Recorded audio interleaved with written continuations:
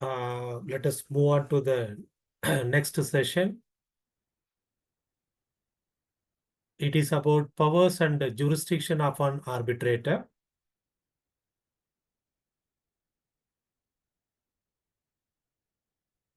My colleague, she has started with the essential elements of arbitration proceedings. I just want to re-emphasize one thing. The end point of arbitration is to produce a arbitration award, isn't it? So this arbitration award, the very purpose of arbitration award should be, it should not be challenged or set aside anywhere. So how you can ensure a resilient arbitration award?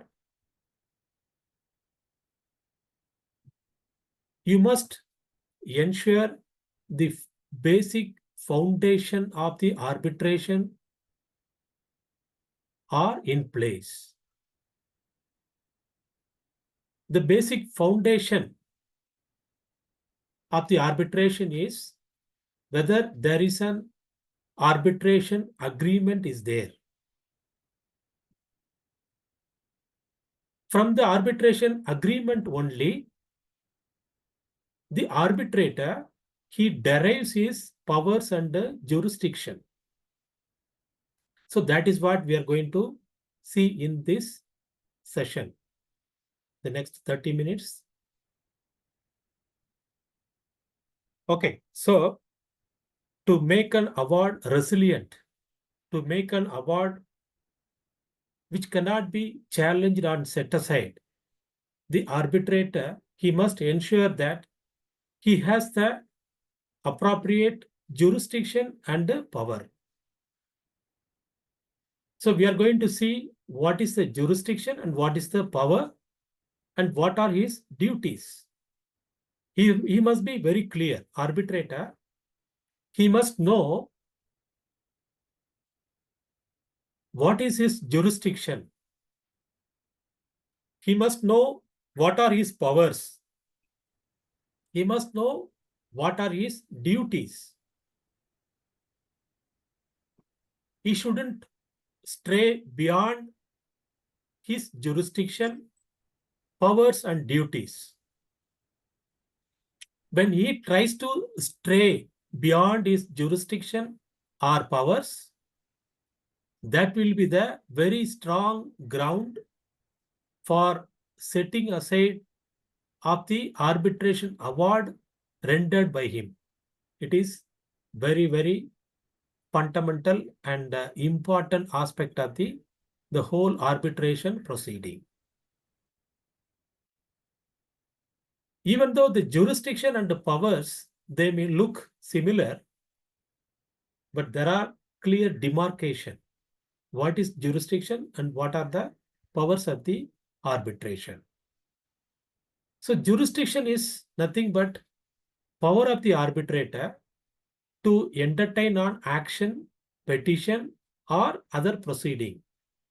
Okay, simple example. Suppose you have been appointed as an arbitrator. One of the parties, he may ask you, what is the jurisdiction for you to decide on this? Then you have to say, I derive my jurisdiction from the arbitration agreement. I derive my jurisdiction from the appointment made through the arbitration agreement. Okay, so therefore, jurisdiction is the wider spectrum. It includes the powers also. So jurisdiction means power to allow on action, petition, or other proceeding. Okay. In simple English, it is called authority or capacity to deal with. Okay. So it is very, very fundamental aspect of the arbitration, jurisdiction. Okay. So the arbitrator, he must know his jurisdiction. Jurisdiction is the threshold. The arbitration agreement that will define the jurisdictional threshold. To explain further, you have to read your contracts carefully.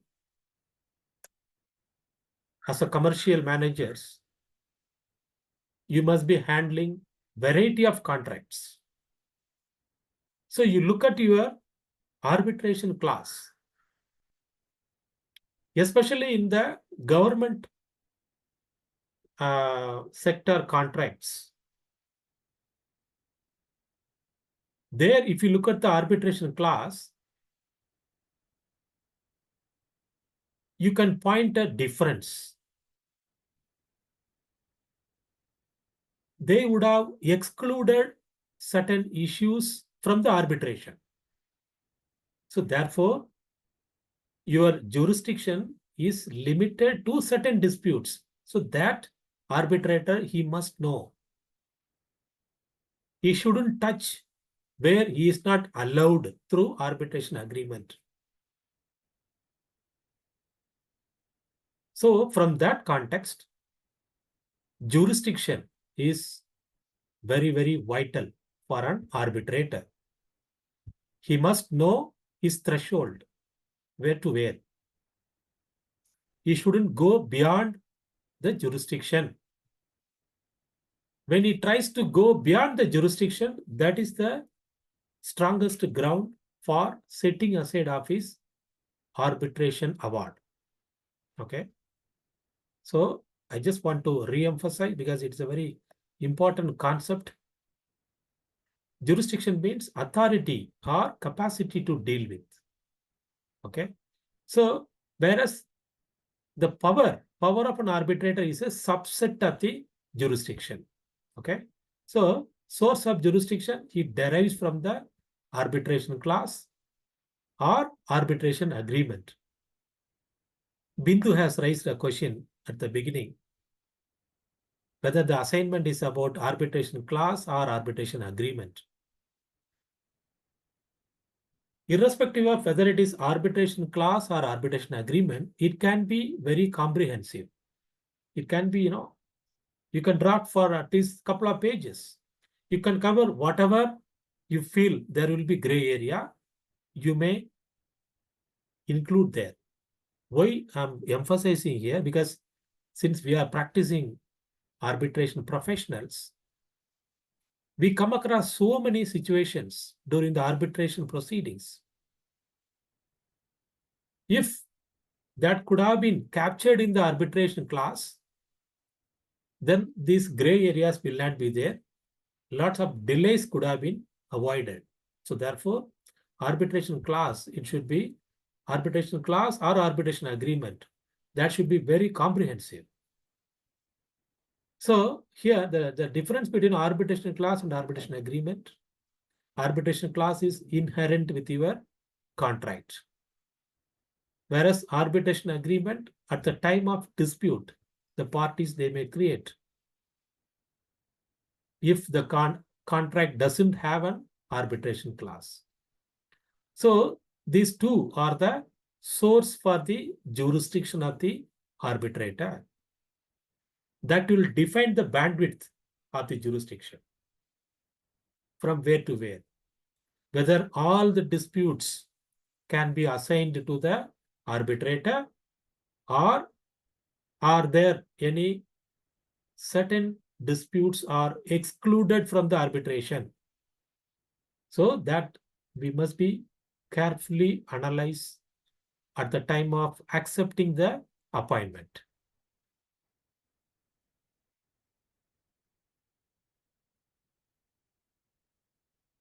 Arbitrator has jurisdiction if there is a valid arbitration agreement, because he derives only from there.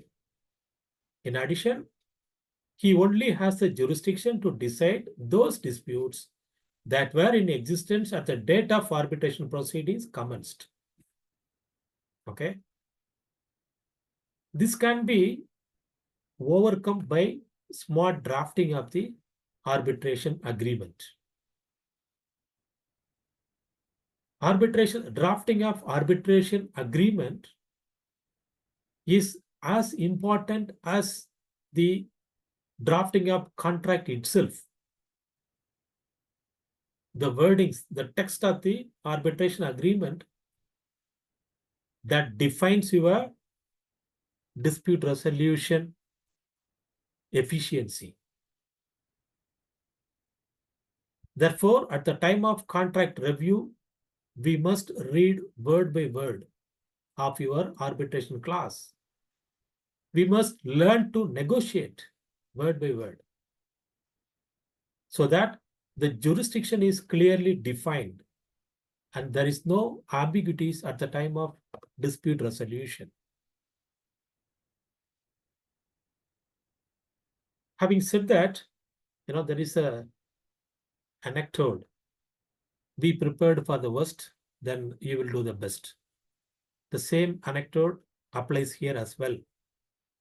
Normally, when you sign the agreement or contract, you may think that, there is no dispute because that kind of relationship curve will be there, isn't it? At the time of signing the contract, we will be in a shaking hands distance of relationship. But as we move further, the relationship curve will dip towards the bath home. So therefore, we must think about the dispute situation at the time of contract formation. And we must do due diligence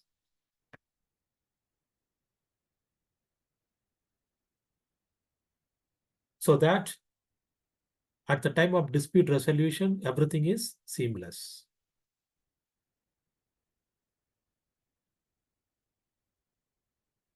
So, arbitrator's limitation.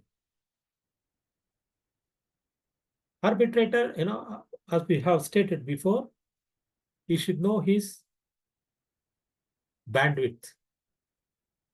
They are confined to adjudicating only on the issues put before them by the parties, based on the facts presented, nothing more, nothing less. Arbitrators not to rely on their personal information. It is very, very clear. They must adjudicate only based on what is submitted in front of them. Even if they know something about the dispute, unless it is brought to their notice by way of submission, they shouldn't apply that.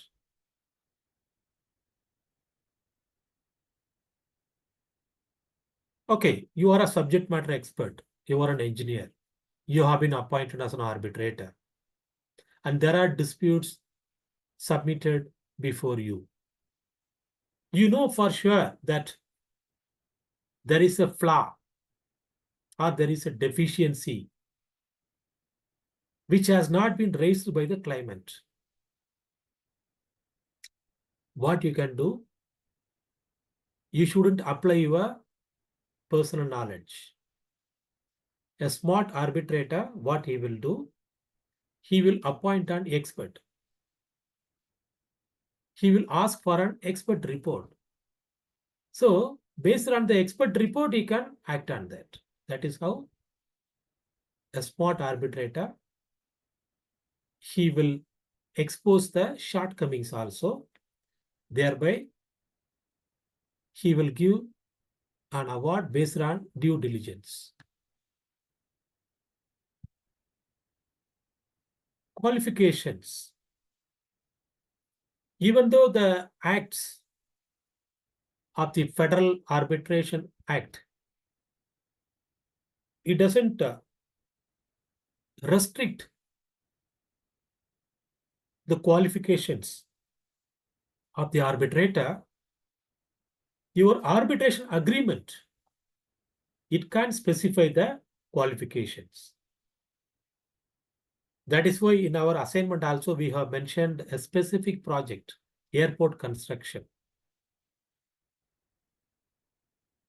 So in such complex projects, we can specify what is the qualification requirement, experience requirement. A civil engineering professional having 20 years of project management experience. Such kind of stipulations you can include in the arbitration agreement. Once that is stipulated, that becomes the law. Okay. So it is paramount to do that. Arbitrator cannot be the board of trustees or the administrative body of the arbitration institution. So these are the other limitations for the arbitrators. Arbitrator need not be a specific gender or nationality. Okay. There is no bar on that. Even though the law says we need to have a pragmatic view on that. If it is UAE, then naturally, whatever the technical capabilities you have, the language matters, isn't it?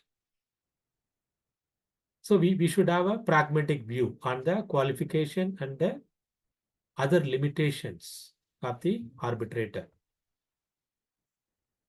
Now we will quickly move on to the powers of the arbitrator. So we have seen power is the subset of the jurisdiction. So what are the powers? Competence. It is an important concept in the arbitration. It is a Latin word, competence. Arbitrator, he can decide his jurisdiction. Whether he has jurisdiction, only he can decide. That is a unique proposition in the arbitration. Arbitrator, they have power to decide the rules of arbitration. What can be the rules of the arbitration? Power to proceed ex parte, we will see what is that. Interim measures during the arbitration, that is also their powers. Power to appoint an expert, that also we will see what is that. Power to render awards. There are different types of awards in the arbitration proceeding. Then power to award interest. Okay. So we will see one by one. What are they? Competence, as I have mentioned, it is a Latin word. Sometime arbitrator is appointed. Immediately after the appointment, the respondent, he may challenge, saying that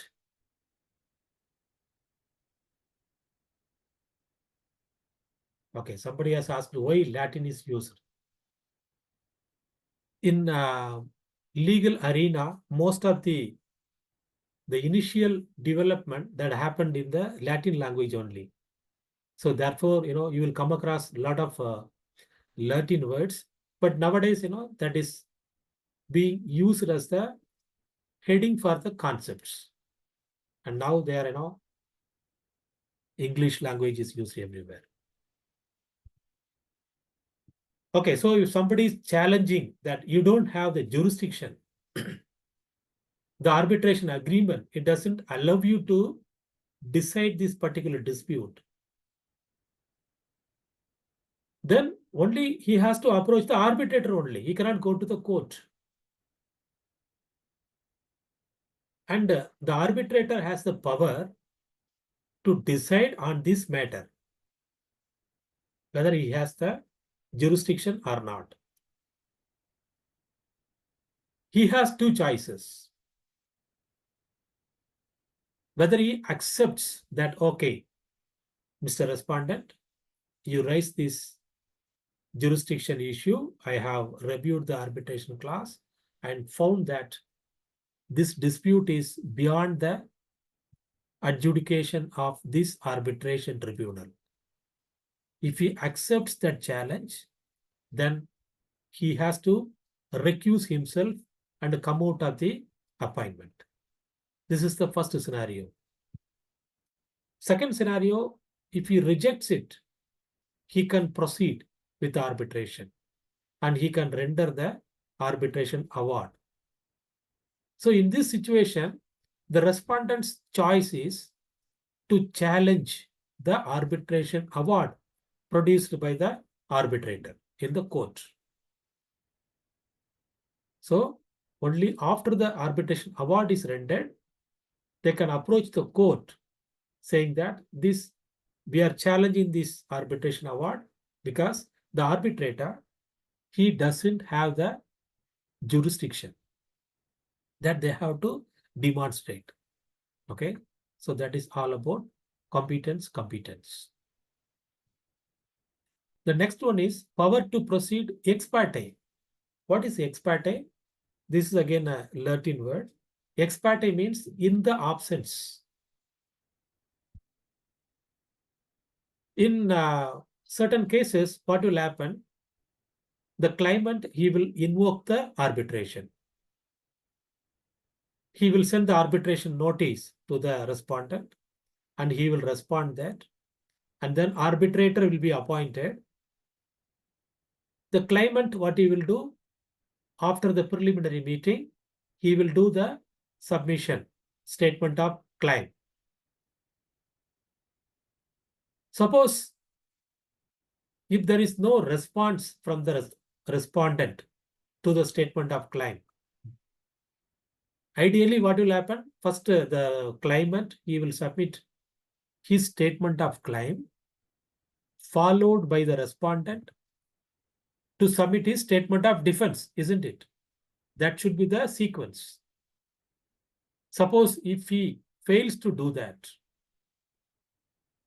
then the arbitrator, he will give another chance. He will give some more time to do that by way of proper notice. In spite of all these opportunities to submit his defense, if the respondent fails, then the arbitrator, he acquires the power to go ex parte. Ex parte means in the absence of the respondent. He will issue an ex parte direction to the parties, explaining that, Mr. Respondent, after the submission of statement of claim, we gave you sufficient opportunities by way of notices dated so and so. Those notices that should have been served properly. He should have utilized all the options by way of email, by way of physical post, etc. In spite of all these notices, you failed to submit your defense statement. Therefore, now you waive the right to defense. And this arbitral tribunal will proceed ex parte. He will proceed with the arbitration proceeding based on the submission made by the claimant. Having said that, ex parte proceeding, that is in the absence of the respondent, it doesn't mean that it is one-sided decision. The arbitrator, even in the absence of the respondent, he should decide based on the merits of the cases. He should analyze what the contract says, what are the submissions made by the claimant, what are the evidences. So based on the merit only, he has to decide the case. Not simply that, okay, he failed to submit the defense, so therefore, Mr. Claimant, you take this. No, not like that. The case should be decided based on the merits only. So the next one, interim measures. Normally in the construction contracts, which happen over a longer period, similarly longer period it takes for the arbitration as well, because of the complexity of the disputes. There may be occasions which necessitates the claimant to seek interim measures. They may not wait until the final arbitration award is issued. Then there may be some emergency situations. For example, the respondent, there may be possibility that he may remove certain materials from the site. So for protecting the essential items, the claimant can seek interim measure. For the commercial arbitration, for example, bank loans, the banks, they will seek interim measure to freeze the account of the respondent so that he wouldn't withdraw all the money and remain zero at the time of arbitration award. Imagine, arbitration award is in hand, but he doesn't have any money in the bank. So therefore, the claimant, they will seek interim measure to protect the assets. Okay. But for seeking the interim measure, they must demonstrate sufficiently that if the arbitrator, if he doesn't give the interim measure, they will suffer more damages that they have to demonstrate to the arbitrator. Then arbitrator has the power to appoint an expert witness. Okay, that we have just seen. Arbitrator, whenever he feels that there is a requirement for an expert, he can appoint. Okay, this is another domain of arbitration where you people, you can play key roles. It is as equal to the arbitrator, both in terms of remuneration as well. In fact, expert witness, he will earn more money than arbitrator, for your kind information. Because arbitrator, he will remain for the duration of the arbitration. Whereas expert witness, he will appear only at that particular point of time, and then he will move on to the next case, isn't it? It is like a specialist doctor. Okay. So therefore, expert witness is an important career opportunities for you people. Okay. So there are accreditation programs conducted by RACS. So once you do that, then you can start appearing in the arbitration proceedings. Of course, you need to create the right kind of visibility for you by way of, presenting yourself, publishing. Then there are limitless possibilities. Okay. So myself, I'm doing expert witness. I have done a lot of expert witness in high value projects. Of course, power to render awards. Arbitration awards, there are, few types of awards. Directive awards, interest award, declaratory awards. Okay. There are few types of arbitration awards. This we will see in detail towards the end. Okay, because that itself is very comprehensive. We will explain in detail. For now, arbitrator has the power to render awards. Power to award interest. So this interest also he derives from the contract. Only if the contract allows, he can award interest. If the contract bars interest, he cannot award interest. If the contract doesn't say anything, if the contract is silent, then he acquires discretion. So there are three scenarios as far as interest is concerned. First one, if the contract allows, the arbitrator will award exactly the same percentage. If the contract doesn't allow, then he should keep quiet.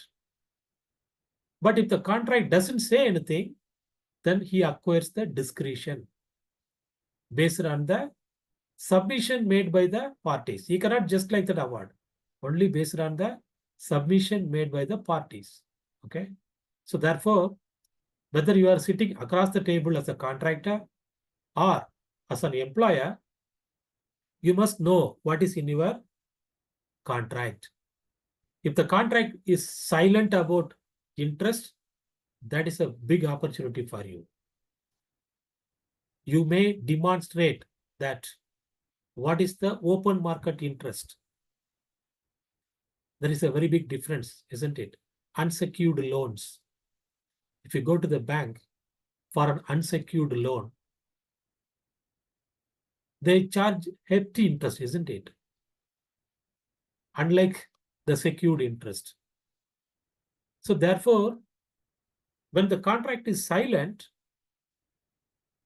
you may demonstrate that you incurred, say, 20% of the interest.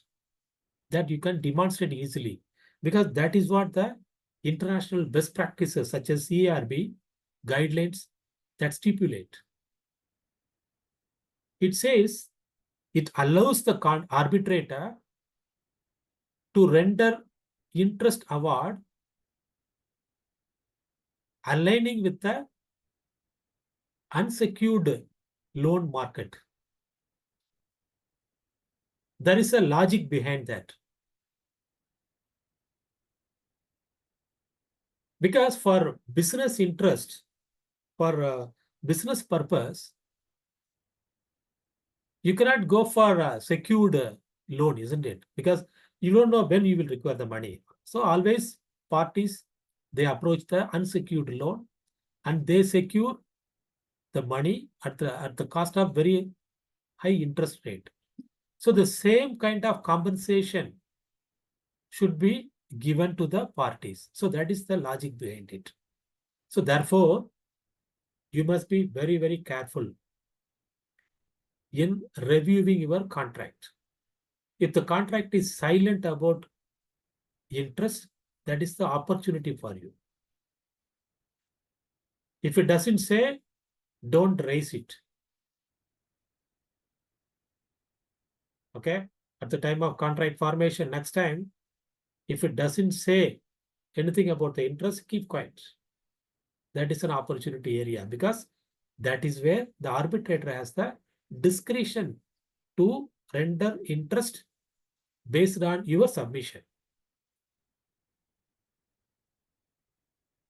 Power of lien, I think we have seen already. Arbitrator fee collection, that is, very important, isn't it? End of the day, everybody does for a consideration, isn't it? So therefore, in our jurisdiction, it is a very common area. Parties, they will start the arbitration, middle way, they themselves will negotiate and they will finish it off.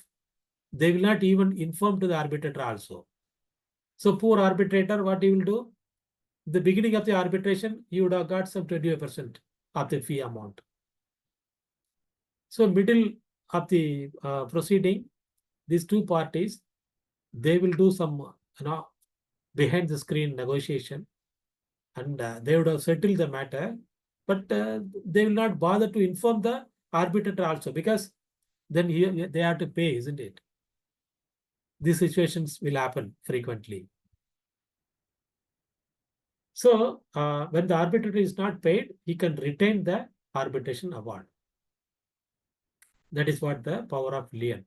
And it is allowed in the Arbitration Act as well. This is what UAE Federal Arbitration Act it says. Now we will quickly run through the duties of arbitrator, and then we will see in detail. So duties, power and duties. Power is to do something. Duty is a mandatory thing. Now, what is expected out of him? Obligations. Okay. So duties to be independent and impartial. That my colleague, she explained in detail. That is the hallmark of arbitration. Okay. So when there is a slight deviation from this, that will render your award set aside. Duty to determine time and the place of arbitration. Duty to disclosure. Okay, they must do the disclosure all the time whenever there is a conflict. Duty to effectively resolve the dispute. Of course, they need to do the due diligence. They have to carefully analyze the submissions. The duty to effectively resolve the dispute. He must apply due diligence all the time to resolve the dispute. Duty to determine the rule of procedure, that we will see in detail how we can do that. Okay, so these are the jurisdiction, power, and duties. Okay.